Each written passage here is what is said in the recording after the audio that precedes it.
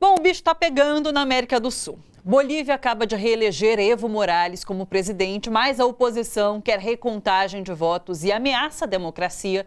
No Chile, a população saiu às ruas contra o governo neoliberal de Sebastião Pinheira e a desigualdade que aumentou nos últimos anos, desde que a ditadura de Pinochet adotou reformas econômicas e sociais e mexeu no sistema previdenciário do país. Um spoiler do que está por vir no Brasil, será? Lembrando que acabamos de adotar um modelo bastante similar, chancelado pelo Congresso essa semana.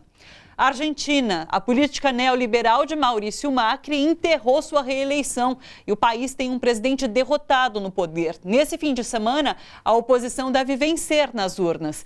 Pesquisas apontam 20 pontos percentuais entre Alberto Fernandes e Macri. A nossa conversa hoje aqui no estúdio passa por todos esses pontos. E ainda, governo Bolsonaro, regime militar e anistia. Estamos com Paulo Canabrava Filho, jornalista, editor da revista virtual bilíngue Diálogos do Sul, organizador do livro Resistência e Anistia, lançado pela Alameda Editorial. E Haroldo Ceravolo Cereza, também jornalista, editor da Alameda Editorial e do site Opera Mundi, um dos autores do livro A Espera da Verdade, empresários, juristas e elite transnacional, histórias de civis que fizeram a ditadura militar. Sejam muito bem-vindos, pessoal. Obrigado, Thalita. Muito obrigada pela presença. Eu estou muito emocionado de estar aqui na televisão dos trabalhadores. Ah, mas que bom, é um prazer para a gente recebê-lo. Eu queria que vocês começassem comentando como vocês interpretam tudo isso que está acontecendo na América do Sul hoje. Inclusive, eu não comentei, mas tem eleição também no Uruguai, com socialista à frente nas pesquisas. Como que vocês interpretam tudo isso que acontece na América do Sul hoje? Vamos começar com o Paulo.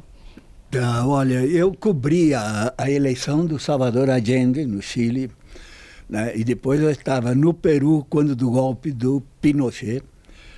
Foram 20 anos de massacre daquele povo, campo de concentração no deserto ou na região polar, onde a gente ou morria fritado ou morria congelado, né?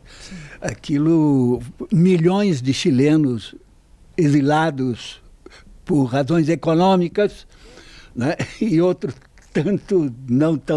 tantos milhões, mas centenas de milhares asilados políticos no Chile. Então, a história do Chile é trágica, né?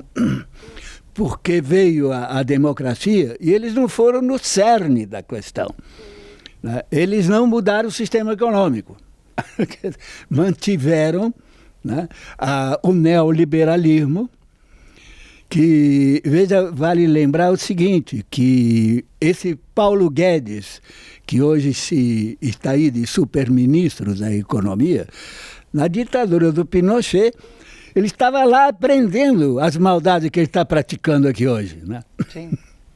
Estava lá aprendendo o que é realizar uma economia neoliberal de acordo com a escola de Chicago, que foi adotada pelo consenso de Washington e implantada em todos os nossos países, né?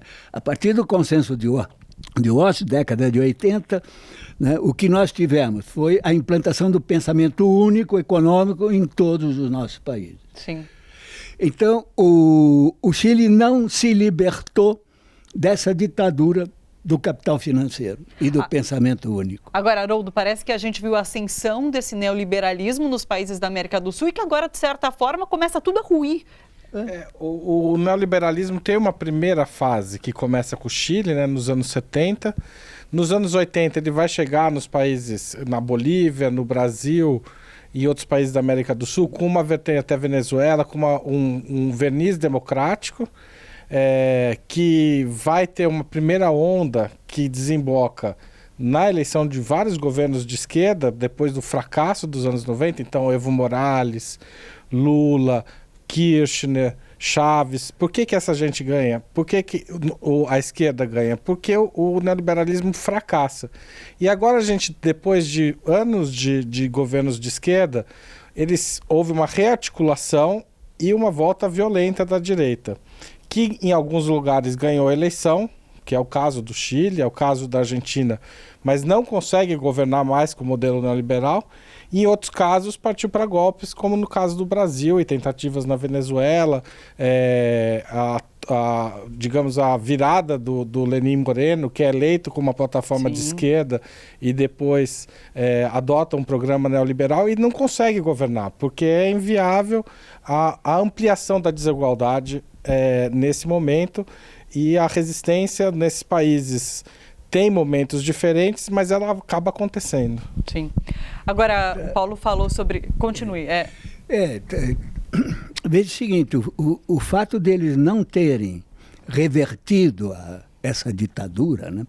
Isso não ocorreu só no Chile, aqui no Brasil também. Sim. Houve mudança de governo, mas não houve mudança da condição econômica, da direção econômica. O que era o consenso de Washington é que dominou como regra de administração da economia. Sim. O que está havendo a partir do golpe e da fraude eleitoral é uma exacerbação, né, nesse neoliberalismo que vem com a escola austríaca, né, que quer acabar com o Estado. Não é Estado mínimo, né? É acabar com o Estado. E tem uma pressa, uma violência, assim, porque de alguma forma tem também a sensação de que talvez dure pouco essa presença, ou tenha que durar pelas armas. Por que o único país que deu certo é a Bolívia? Não é uma boa pergunta. Uruguai também, de certa forma. Não deu certo. Não? Como deu Bolívia. Por que Bolívia deu certo? Por quê? Porque eles acabaram com a ditadura do capital financeiro, expulsaram os agentes da CIA e da DEA que estavam lá e disseram para os Estados Unidos: o mesmo número de pessoas na embaixada da Bolívia é o mesmo número de pessoas na embaixada de Washington. Sim. Sim.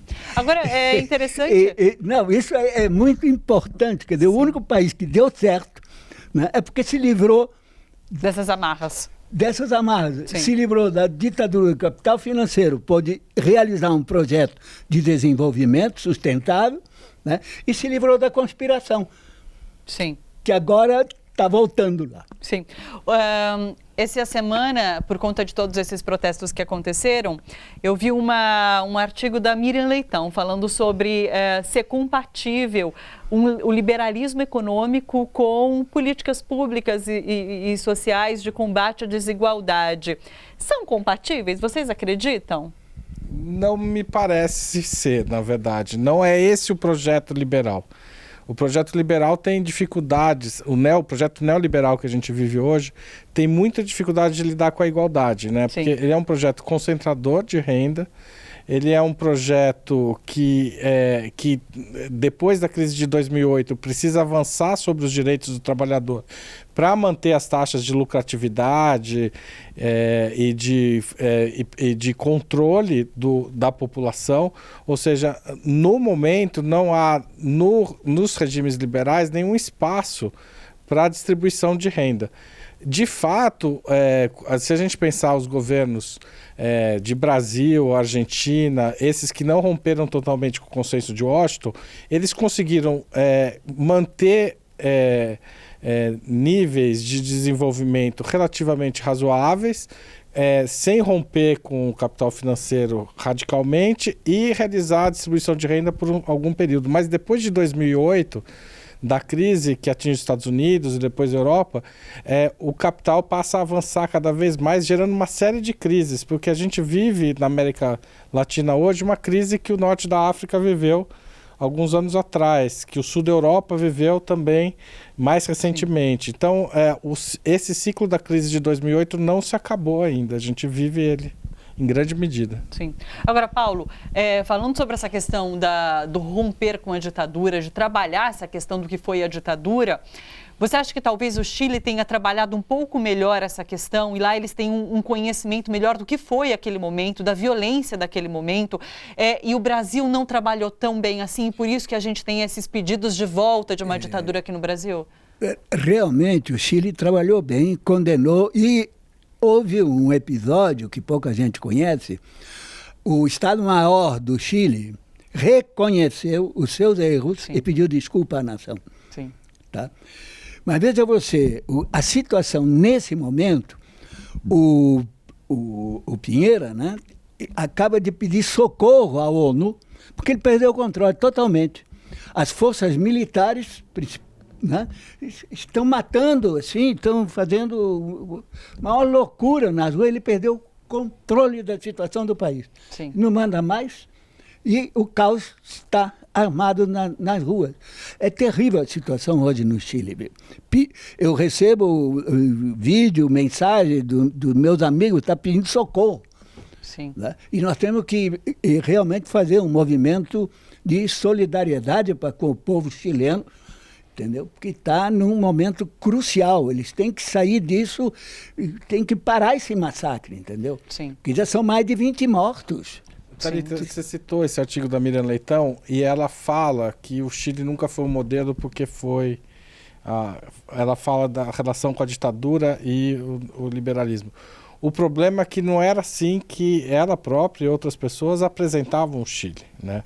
Todo mundo apresentava, quer dizer, todo mundo, os pensadores neoliberais, eles apresentavam, exato, como um modelo, aliás, perfeito. Você pegar falas do Paulo Guedes de 6 meses atrás, 3 meses atrás, se a gente talvez estivesse acompanhando o Paulo Guedes 15 dias atrás, talvez ele estivesse elogiando o Chile. Sim. Né? Então, a gente precisa tomar cuidado assim, com essas viravoltas, assim, porque parece que nada foi dito. Não, o Chile foi apresentado por muito tempo como modelo para a América Latina, ele foi apresentado como modelo econômico, inclusive para os países que fizeram a transição para o neoliberalismo em regimes mais democráticos, que é o caso da Bolívia e do Brasil, sim, nos anos 80 e começo dos anos 90. Mas o Chile já era um país de alta desigualdade. Quem fosse para Santiago, eu fui alguns anos atrás, e você anda no centro da cidade, você percebe que a pobreza já era evidente e já era muito alta e não condizia com o discurso de que o Chile é um país do primeiro mundo, que é como o Chile é apresentado em situações normais, né? Então, o que a gente está vendo no Chile hoje é uma combinação de insurreição e de governo autoritário. Sim. Como o Paulo disse, saindo do controle, então a gente não sabe, não tem certeza se existe um plano de fechamento do regime ou se isso está acontecendo porque o governo perdeu o controle, né? Então a situação é de fato muito crítica e mostra que aquele castelo estava derretendo. Né? Porque você acha que pode, de repente, ser uma estratégia para o próprio Piñera adotar um regime ainda mais autoritário e elevar o tom? Veja o seguinte... Pode Thalita, surgir uma oportunidade disso, mas eu não sei se é um plano dele. Sim. Veja o seguinte, a mídia é totalmente dominada pelo capital financeiro. Então, o sucesso para ela é o sucesso do capital financeiro. Sim. Então, o Chile era um modelo de sucesso para o capital financeiro, para esse neoliberalismo da escola de Chicago. Sim. E o que aconteceu? Os mais ricos ficaram mais ricos. Claro, realmente esse abismo se aumentou nos últimos anos, os dados saíram essa semana. Mesma coisa, a gente pode dizer que no Chile e na Argentina, que eram países de classe média. Sim. Né? O operário argentino era um operário de classe média. Né? Hoje, né, são lumpens. Né? Países que não tinham analfabetismo, hoje, graças ao analfabetismo, miséria, abandono, o neoliberalismo só piorou a vida das pessoas. E hoje, o próprio capitalismo está reconhecendo isso. Sim. Né? Eu publico hoje, em Diálogos do Sul, né, uma matéria do Ladislau Doubal, recomendo a todos vocês. O professor Ladislau é um gênio da economia. Né? Ele faz uma análise da proposta do Papa Francisco de uma economia. Né? A síntese é a seguinte: a economia tem que servir à sociedade e não se servir da sociedade. Né? Essa é a síntese do pensamento colocado. A economia tem que servir a sociedade e não se servir da sociedade. Ela se servindo da sociedade, enriqueceu uns poucos e botou na miséria a imensa maioria. Não só no Brasil, na América, em todo o mundo isso aconteceu. Você vai na França, né, as favelas da França são iguais às nossas favelas aqui da Zona Sul de São Paulo. Agora, não é uma receita de fracasso previsível? E aí, mesmo assim a gente foi caminhando por aí? Exatamente, por Totalmente. falta de juízo crítico. Sim. Porque enterraram o Paulo Freire nas escolas. Não tem mais juízo crítico, por isso que eles avançaram. Haroldo? Não, os fracassos do projeto neoliberal, eles são evidentes, eles eram evidentes. O que é incrível é essa aposta da elite de dobrar a aposta, né? Ou seja, não existe um sentido prático disso, porque é tanto dinheiro que não se pode ser usado. Então, o único sentido de ter esse dinheiro todo é aumentar o poder, não de aumentar a qualidade de vida. Ninguém pode ir para a Lua com esse dinheiro, ninguém pode viver em outro planeta, tem que viver aqui na Terra mesmo.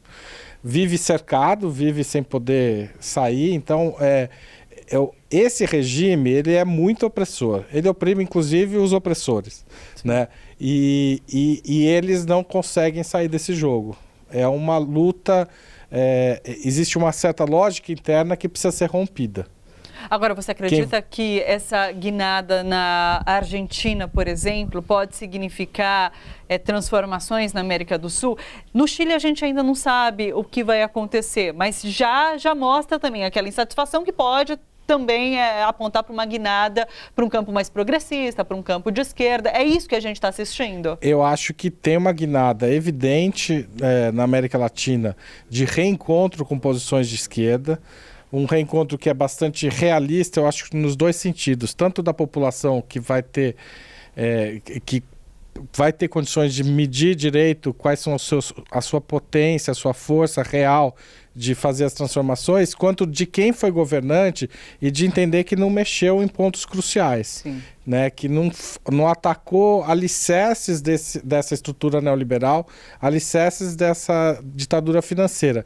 Então é importante que essa virada comece a acontecer, já está começando de certa forma, e que as duas partes entendam onde elas jogaram, talvez algumas jogando expectativas demais e os governantes jogando demais para trás a força de mudança que o Estado tem. Sim. Né? Como o Paulo disse, na Bolívia, talvez por ser um país menor, mais pobre, e com uma característica de chegada ao poder que envolveu uma revolta popular, na verdade de duas, né? A revolta da água, a revolta do gás, o Evo chega com mais força política para fazer transformações mais profundas.